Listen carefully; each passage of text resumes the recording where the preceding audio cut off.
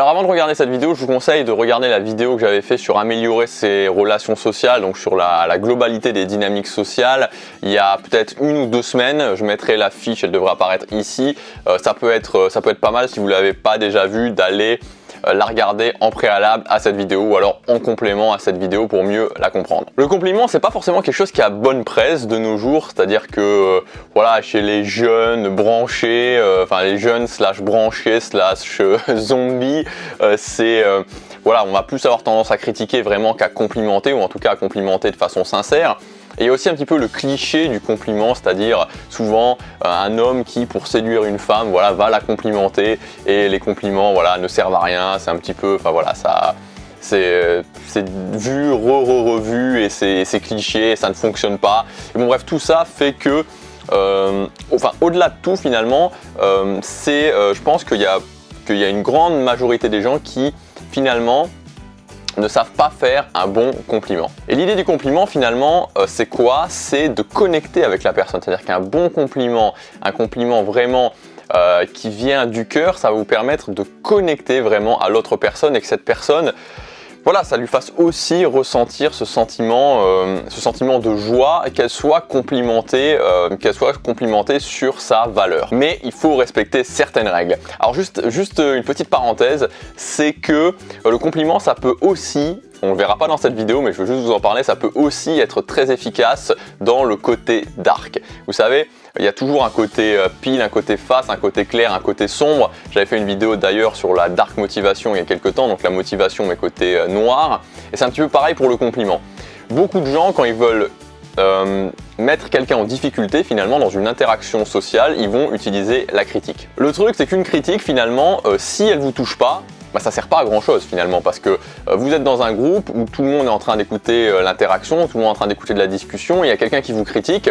Si vous n'êtes pas touché, et on l'a vu dans la vidéo d'hier, bah voilà, il suffit juste de rien dire et de continuer tout à fait normalement, et bah voilà, c'est vraiment plouf pour l'autre personne et ça va absolument rien faire. Alors que un compliment utilisé à des fins plutôt mauvaises, justement, c'est beaucoup plus difficile à contrer.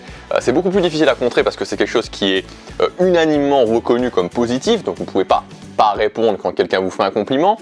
Et ça met l'autre personne dans la position de distribuer les bons points, et vous justement dans la position de la personne qui reçoit des bons points d'une autre personne, donc quelque part qui est validée par une autre personne.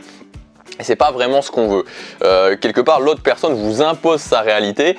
Et donc tout ça fait que c'est beaucoup plus compliqué de se sortir d'un compliment que de se sortir d'une critique. Ceci étant dit, c'est pas le sujet de cette vidéo. Aujourd'hui, on va parler du vrai compliment, du compliment qu'on veut sincère, qu'on veut pour connecter à l'autre personne. Premier point, première règle, c'est que ça doit être rare. C'est important que ce soit rare parce que vous le savez, tout ce qui a de la valeur est rare. Et donc pour que notre compliment ait de la valeur, il faut qu'il soit rare. Si vous distribuez les compliments à longueur de journée à tout le monde, bah forcément, bah voilà, la personne qui va recevoir le compliment va se dire bon bah ok, il me fait ça, mais bon, il a aussi dit à cette personne-là, il a aussi dit à cette personne-là, ça n'a plus aucune valeur. Donc il faut que ce soit rare. Alors après, c'est à vous d'en juger, c'est-à-dire que plus les gens qui sont avec vous sont proches, plus c'est des proches, moins ça peut être rare quelque part, mais il faut quand même garder cette notion de rareté pour que votre compliment ait toujours de la valeur. Deuxième point, il faut que vous donniez un compliment sans attendre un retour. Il y a beaucoup de gens qui utilisent le compliment, et c'est un petit peu pareil avec la gentillesse, pour combler certaines choses. C'est-à-dire, je suis gentil avec toi, alors finalement tu me dois quelque chose, tu dois aussi d'être gentil avec moi, enfin tu te dois aussi d'être gentil avec moi, ou tu me dois ce service, et c'est la même chose pour le compliment. Alors je vais reprendre l'exemple d'un homme qui essaie de séduire une femme parce que c'est intéressant. Si l'interaction se passe bien, voilà, ça se passe bien, on sent qu'il y a quelque chose de, voilà, le jeu de la séduction s'est mis en place, et qu'on fait un compliment, que l'homme fait un compliment, ben, ça va vraiment permettre de connecter à l'autre personne. En revanche, si l'interaction se passe pas très bien, on sent que c'est un petit peu poussif et qu'on se sert du compliment pour essayer de combler les manquements de l'interaction, du manque de confiance en soi qu'on peut avoir ou d'autres manques qu'on peut avoir, alors à ce moment-là, ça ne fonctionne pas. Donc il faut toujours faire un compliment voilà, dans le sens de donner, parce qu'on a envie juste de donner, on a envie de connecter avec la personne, mais pas pour combler quelque chose, pas en attendant quelque chose en retour. Troisième point, ça peut paraître évident, mais il faut que ce soit sincère. Dites-le si vous le pensez et ne le dites pas parce que ça fait bien, parce que il faut, parce que justement c'est un petit peu la suite du 2. Vous avez à un moment donné, vous savez plus quoi dire, alors vous balancez le compliment, vous sentez qu'il y a quelque chose qui ne va pas, alors vous balancez un compliment, non. Il faut que ce soit sincère, il faut vraiment que ce soit quelque chose que vous pensiez. C'est-à-dire que si tout le monde dit à une personne qu'elle a une belle coupe de cheveux et que vous pensez que la coupe de cheveux n'est pas du tout réussie, voilà, dites rien. Premier point, il faut que ce soit rare. Deuxième point, il faut que ce soit sans attendre quelque chose en retour, sans vouloir combler un manque. Et troisième point, il faut que ce soit sincère. Et le quatrième point, alors le plus important, peut-être pas, enfin, je ne sais pas si c'est le plus important, parce que les autres sont tout aussi importants, mais le quatrième point est vraiment essentiel. Et je crois que c'est souvent pour ça finalement que les gens passent complètement à côté du compliment et que le compliment fait un petit peu plouf parce que on oublie ce quatrième point. Et ce quatrième point, c'est que votre compliment doit impérativement porter sur un effort qu'a fourni l'autre personne. Sinon, ça ne va pas fonctionner. Exemple tout simple, t'as de beaux yeux. Voilà. Pour une personne qui a de beaux yeux, qui a des beaux yeux bleus, des beaux yeux verts, des beaux yeux clairs, de grands yeux, voilà, où c'est vraiment de beaux yeux, voilà, déjà il y a de fortes chances qu'il y ait énormément de gens qui lui aient déjà dit qu'elle avait de beaux yeux. Donc bon, déjà ça enlève le côté rare, elle l'a déjà entendu peut-être 2000 fois, donc forcément c'est pas génial.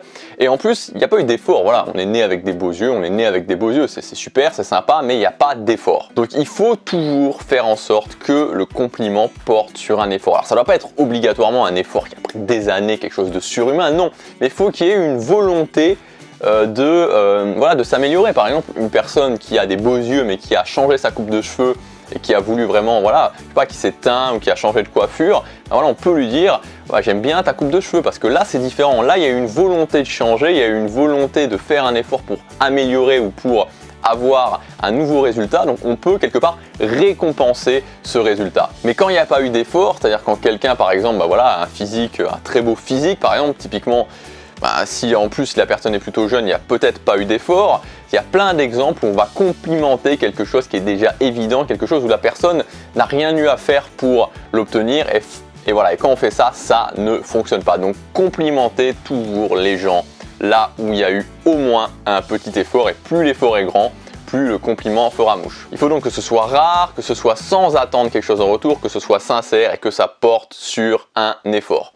Si vous respectez ces règles-là, vous verrez que vos compliments, quand vous les ferez, vous verrez les autres personnes qui vont se dire « waouh quoi ». Il va y avoir vraiment cette connexion qui va se faire et en plus c'est très rare que de recevoir vraiment des compliments qui respectent ces 4 règles. Servez-vous-en pour améliorer vos relations sociales, vos dynamiques sociales. On se retrouve demain pour la prochaine vidéo. Chaque jour compte.